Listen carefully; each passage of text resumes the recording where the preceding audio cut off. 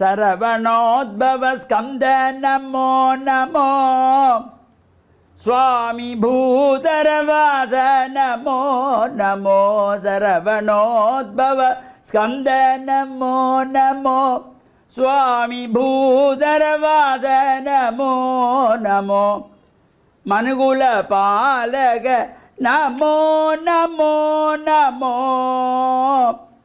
சுரரட்சக மனுகுல பாலக நமோ நமோ நமோ சுரரட்சக. ஓம் நமச்சிவாய. மேன்மைகள் சைவநீதி விளங்குக உலகமெல்லாம். நோயற்ற வாழ்வே குறைவற்ற செல்வம்.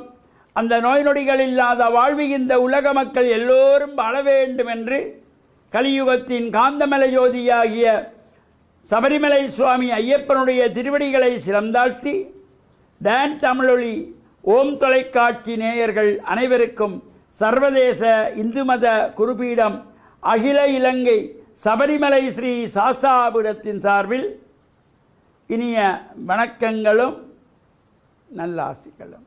என்றும் மங்களகரமான விஸ்வாவசு வருஷம் ஆடி மாதம் 4ஆம் நாள் 20/7/2025 ஞாயிற்றுக்கிழமை. இன்று மலர்ந்திருக்கின்ற இன்றைய பொழுதும் நம் எல்லோருடைய வாழ்விலும் எல்லா விதமான சிறப்புகளும் வெற்றிகளும் கிடைக்க வேண்டும் என்று இறைவனை பிரார்த்தித்து இஷ்ட தெய்வங்கள் குலதெய்வங்களை வழிபாடு செய்து பெற்றோர்கள் பெரியோர்கள் குருவானவர்கள் ஆசிரியர்களையும் வணங்கியவர்களுடைய அன்பையும் ஆசியையும் பெறுகின்ற பொழுது எந்த நாளுமே நமக்கு நல்ல நாளாக அமையக்கூடியது. இன்று பானுவாரம் என்கின்ற ஞாயிற்றுக்கிழமை. அது மட்டுமல்ல, இன்றைய தினம் முருகப்பெருமானை வேண்டி மாதங்கள் தோறும் அனுஷ்டிக்கின்றதாகிய நட்சத்திர வாரியான விரதம். இந்த விரதங்கள் பல வகைப்படும். நட்சத்திரத்தை அடிப்படையாக கொண்டது, திதியை அடிப்படையாக கொண்டது, வாரத்தை அடிப்படையாக கொண்டது, பட்சத்தை அடிப்படையாக கொண்டது என்று இந்த பல சிறப்புகள். இதில் இது நட்சத்திரத்தை அடிப்படையாக கொண்ட நட்சத்திர விரதம் கார்த்திகை விரதம். கார்த்திகை நட்சத்திரம். இந்த 27 நட்சத்திரங்களுக்குள்ளே 3ஆவது நட்சத்திரம் அஸ்வினி பரணி கார்த்திகை. முருகப்பெருமானுக்கு சிறப்பான நட்சத்திரம். இந்த முருகனாலயங்களிலே விசேஷமான அபிஷேக ஆராதனைகள் பூஜைகள் வழிபாடுகள் நடைபெற்று கார்த்திகை உற்சவங்கள் நடைபெறும்.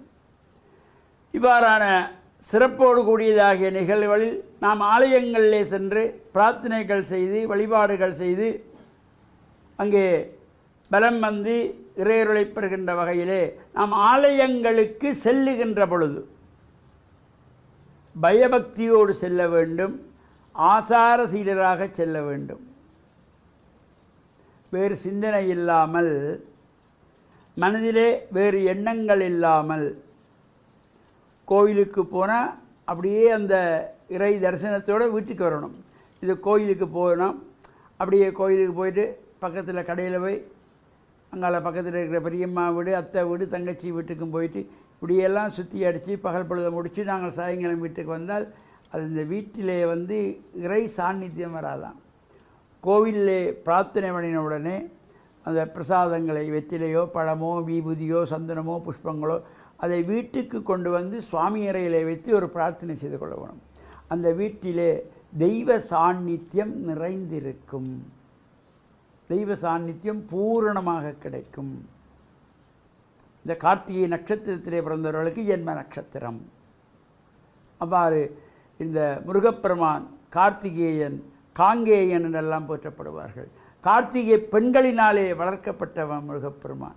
எனவே இந்த முருகப்பெருமானுக்குரியதாகிய இந்த கார்த்திகை நட்சத்திர விரத வழிபாடுகளில் நாமும் கலந்து இறையருளை பெறுவதோடு தொடர்ந்தும் இந்த ஆடி மாதத்திலே பல சிறப்புகளெல்லாம் நடைபெற இருக்கிறது.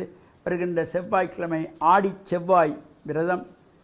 இவ்வாறு அவை தொடர்பாகவும் தொடர்ந்தும் சிந்திப்போம் என்று கூறி டான் தமிழொலி ஓம் தொலைக்காட்சி நேயர்கள் அனைவருக்கும் சர்வதேச இந்து மத குருபீடம் அகில இலங்கை சபரிமலை ஸ்ரீ சாஸ்தாபீடத்தின் சார்பில் நல்ல ஆசிகளை கூறிக்கொள்வதில் மனமகிழ்வு கொள்கிறோம். சர்வே ஜனாக சுக்கினோ பவந்து, சமஸ்த சன்மங்களானி சந்து. சுபம்.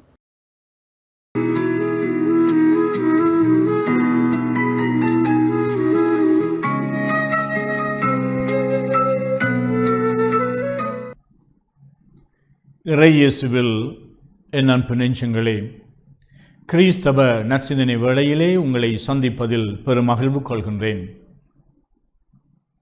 யாருக்கு யார் காவல்?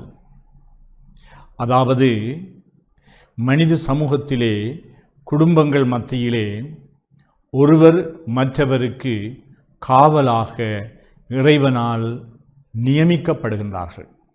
பெற்றோர்கள் தங்களுடைய பிள்ளைகளுக்கு பொறுப்பானவர்களாக இருக்கின்றார்கள். கணவன் மனைவிக்கு பொறுப்பானவராக இருக்கின்றார்.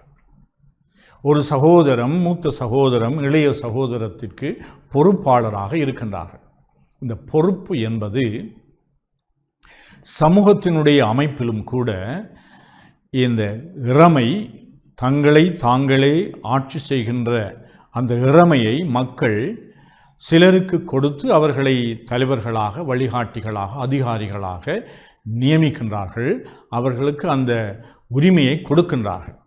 வழிநடத்தும்படியாக ஆசிரியர்கள் மாணவர்களுக்கு பொறுப்பானவர்களாக இருக்கின்றார்கள்.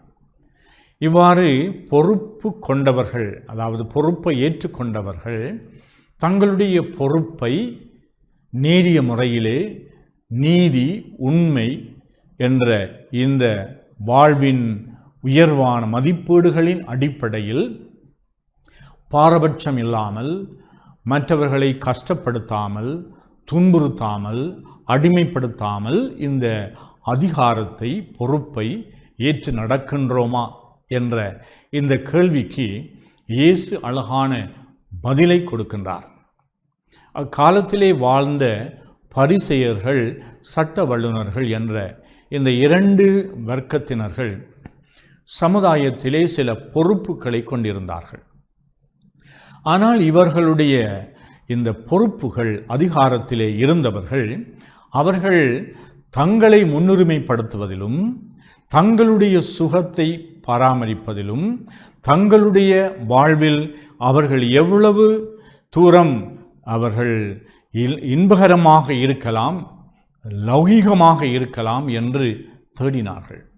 இதனால் அவர்கள் யாருக்கு பொறுப்பாக இருந்தார்களோ, நலிவுற்றவர்கள், ஏழையர்கள், பாமர மக்கள், இவர்கள் மீது பெரும் சுமைகளை சுமத்தி அவர்களை புறம் தள்ளி, அவர்களை காயப்படுத்தி, அவர்களை அடிமைப்படுத்தி கொண்டு வந்தார். அதனால் இயேசு கடுமையான வார்த்தையை பிரயோகிக்கின்றார். உங்களுக்கு ஐயோ கேடு என்று சொல்லுகின்றார். சபிக்கின்றவரை போன்று இயேசு இவ்வாறு கோபம் கொள்வதனுடைய காரணம் என்னவென்றால், இயேசுவினால் இவர்களுடைய வாழ்க்கையை அவர் ஏற்றுக்கொள்ள முடியாமல் இருந்தது. அவர்களை கண்டிப்பதனாலே இந்த அநீதியான செயல்களை, அதர்மத்தையும் துர்ப்பிரயோகங்களையும் இயேசு கண்டிக்கின்றார். இயேசு மனிதர்களை கண்டிக்கவில்லை, அவர்களுடைய நடத்தையை கண்டிக்கின்றார்.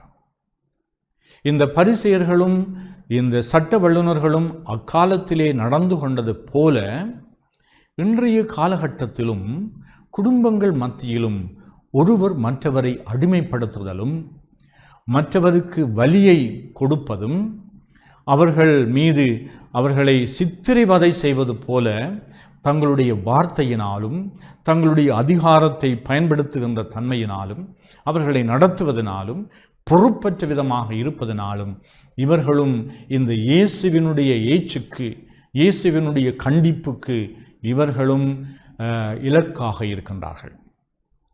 நானும் நீங்களும் வாழுகின்ற எங்களுடைய குழும எங்களுடைய சமூக வட்டங்களிலே நாங்கள் எவ்வளவு தூரம் உண்மையாகவே பொறுப்பானவர்களாக இருக்கின்றோம்? பொறுப்புணர்வு என்பது நாங்கள் எங்களுடைய மனச்சாட்சியின்படி வாழ கற்றுக்கொண்டால், அடுத்தவர்கள் மீது உண்மையாகவே எங்களுக்கு அக்கறை பிறந்தால், அடுத்தவர்களை நாங்கள் அவருடைய மாண்பை மதிக்க தெரிந்தால், எங்களுடைய பேச்சினாலும் நடத்தையினாலும் நாங்கள் அவர்களுக்கு வழிகாட்டிகளாக இருந்து எங்களுடைய பங்களிப்பை செய்ய வேண்டுமே ஒழிய அடுத்தவர்களை பயன்படுத்தக்கூடாது. துர்ப்பிரயோகம் என்று சொல்லப்படுகின்றது. இன்றைய காலகட்டத்திலே இந்த குழந்தைகளை துர்ப்பிரயோகம் செய்கின்றார்கள் பலர் என்று சொல்லி நாடு ரீதியாக, அமைப்புகள் ரீதியாக இந்த குழந்தைகளுக்காக குரல் கொடுக்கின்றார்கள். இவ்வாறு ஒரு மனிதன் இன்னும் ஒரு மனிதனை துர்ப்பிரயோகம் செய்கின்றான். அபியூஸ் என்று சொல்லப்படுகின்றது. நாங்கள் மற்றவர்களை பாவிப்பது மட்டுமல்ல, அவர்களை துர்ப்பிரயோகம் செய்கின்றோம். அவர்களை பயன்படுத்தி நாங்கள் ஏணிகளிலே, ஏணிப்படிகளிலே அல்லது நாங்கள் கதிரைகளை, ஆசனங்களை பெற்றுக்கொள்ள விரும்புகின்றோம்.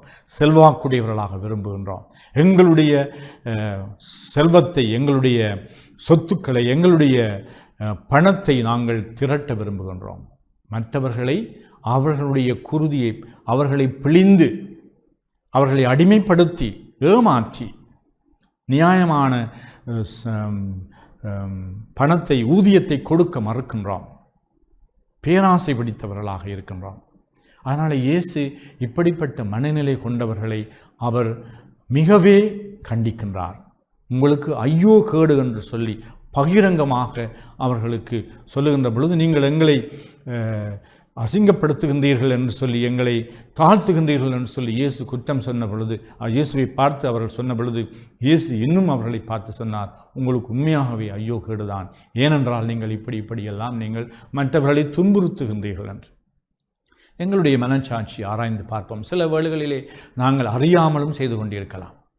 அடுத்தவர்களை நாங்கள் துன்புறுத்துகின்றோமா அல்லது அரவணைக்கின்றோமா? இந்த ஆண்டவர் இயேசு ஏன் இப்படி கோபம் கொண்டார் என்று சொன்னால், அவர் உண்மையாகவே மனிதர்களை அன்பு செய்தார்.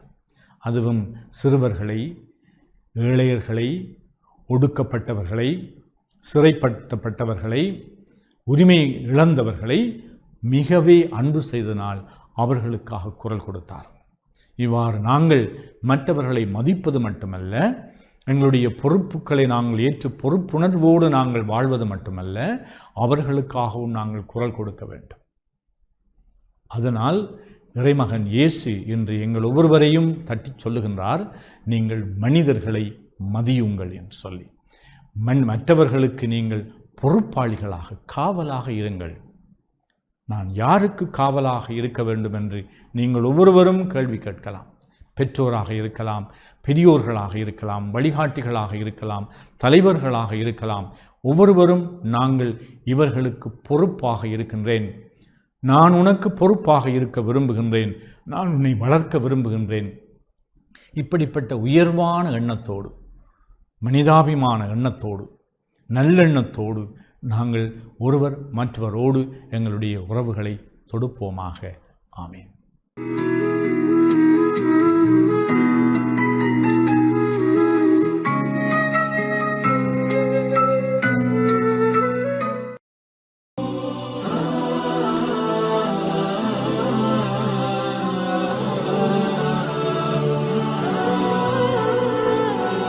பிஸ்மில்லாஹிர் ரஹ்மானிர் ரஹீம்.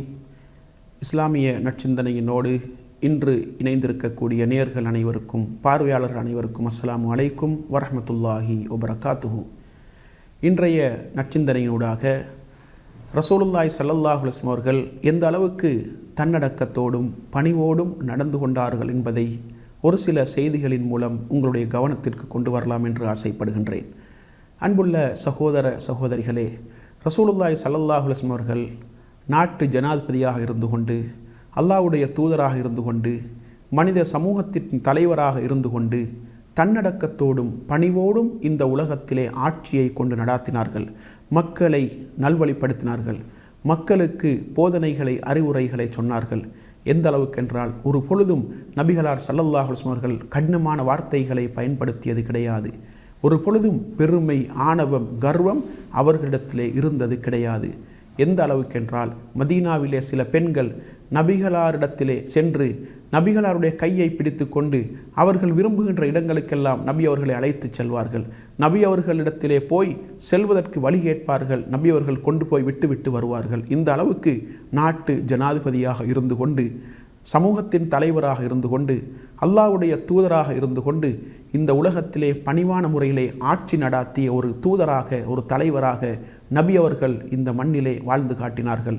அதே போன்று இந்த உலகத்திலே எந்த தலைவராலும் அந்த அளவுக்கு பணிவாக நடக்க முடியாது என்று சொல்லுகின்ற அளவுக்கு பணிவோடு ஆட்சியை கொண்டு நடத்தினார்கள். சில நபித்தோழர்கள், குறிப்பாக முஆத் இப்னு ஜபல் ரலியல்லாஹு அன்ஹு அவர்கள் பல நாடுகளுக்கு சென்று வருகின்றார்கள். நாட்டு தலைவர்களை பார்த்துவிட்டு வருகின்றார்கள்.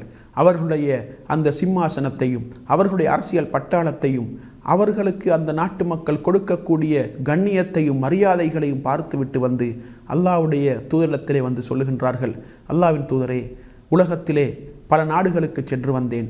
அந்த நாட்டு தலைவர்கள் மதிக்கப்படுகின்றார்கள், கண்ணியப்படுத்தப்படுகின்றார்கள்.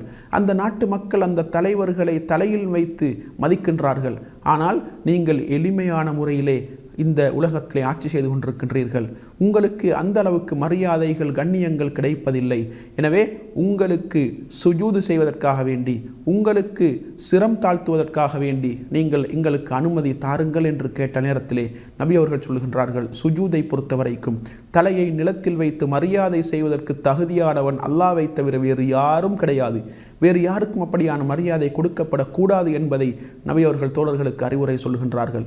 எனவே இந்த உலகத்திலே நபி அவர்கள் தலைவராக இருந்து கொண்டு, நாட்டு ஜனாதிபதியாக இருந்து கொண்டு, அல்லாஹ்வுடைய தூதராக இருந்து கொண்டு ஒரு சாதாரண மனிதன் உண்ணுவதை போன்று உண்பார்கள். ஒரு சாதாரண குடிமகன் குடிப்பதை போன்று குடிப்பார்கள். சில பொழுதுகளில் நபிகளாருடைய வீட்டிலே பல மாதங்களாக அடுப்பு மூட்டப்படாத அளவுக்கு கஷ்டத்தோடும் நபி அவர்கள் எளிமையான முறையிலே இந்த உலகத்திலே ஆட்சியை கொண்டு நடாத்தினார்கள். மனித சமூகத்திற்கு வழிகாட்டினார்கள். சில நேரம் சில வெளிநாட்டு தூதுக்குழுக்கள் நபிகளாரை சந்திப்பதற்காக வேண்டி வருவார்கள். சஹாபாக்களோடு, தோழர்களோடு நபி அவர்கள் அமர்ந்திருப்பார்கள். அந்த நேரத்திலே அவர்கள் உங்களில் முகம்மது யார் என்று கேட்டுதான் நபி அவர்களை அறிந்து கொள்ள வேண்டும். அந்த அளவுக்கு தன்னுடைய தோழர்களோடு ஒருவராக சரிசமனாக அவர்களோடு அமர்ந்திருப்பார்கள். எளிமையான முறையிலே அமர்ந்திருப்பார்கள். சில நேரம் பாயில் நபி அவர்கள் உறங்குவார்கள். அந்த பாயின் அடையாளங்கள் அவருடைய மேனியிலே இருக்கும். அந்த அளவுக்கு ஒரு எளிமையான வாழ்க்கை நபிகளாருடைய வாழ்க்கை என்பதை இஸ்லாம் எங்களுக்கு தெளிவாக சொல்லுகின்றது. எனவே பணிவோடும் தன்னடக்கத்தோடும் எளிமையான முறையிலும் இந்த உலகத்திலே மிகச்சிறந்த ஒரு ஆட்சியை மக்களால் சிலாகித்து புகழ்ந்து சிறப்பித்து பேசப்படுகின்ற ஒரு ஆட்சியை இந்த உலகத்திலே நடத்தினார்கள் என்றால் நபிகளார் ஸல்லல்லாஹு அலைஹி வஸல்லம் அவர்கள் ஒரு முன்மாதிரி மிக்க தலைவர் என்பதை நாங்கள் புரிந்து கொள்ள வேண்டும். எனவே எளிமையான முறையிலே தன்னடக்கத்தோடும் பணிவோடும் தன்னுடைய குடிமக்களை வழிநடாத்தி மார்க்க ரீதியாக அவர்களை பண்படுத்தி பக்குவப்படுத்தி இஸ்லாத்தை நடைமுறைப்படுத்துகின்ற ஒரு பக்குவத்தை அவர்களில் ஏற்படுத்தி ஒரு முன்மாதிரி மிக்க தலைவராக, ஆட்சியாளராக, ஒரு ஜனாதிபதியாக இந்த உலகத்திலே அல்லாஹ்வுடைய தூதை நபி அவர்கள் எத்தி வைத்தார்கள். எனவே நபி அவர்களை எங்களுடைய வாழ்க்கையிலும் நாங்கள் முன்மாதிரியாக கொண்டு பணிவாகவும் தன்னடக்கத்தோடும் ஆன்மீக வாழ்க்கையிலே, ஆன்மீக பாதையிலே பயணிப்பதற்கு வல்லவன் ரஹ்மான் எனக்கும் உங்கள் அனைவருக்கும் துணை புரிவானாக. வாஹிரு தஅவானா அனில் ஹம்துலில்லாஹி ரப்பில் ஆலமீன்.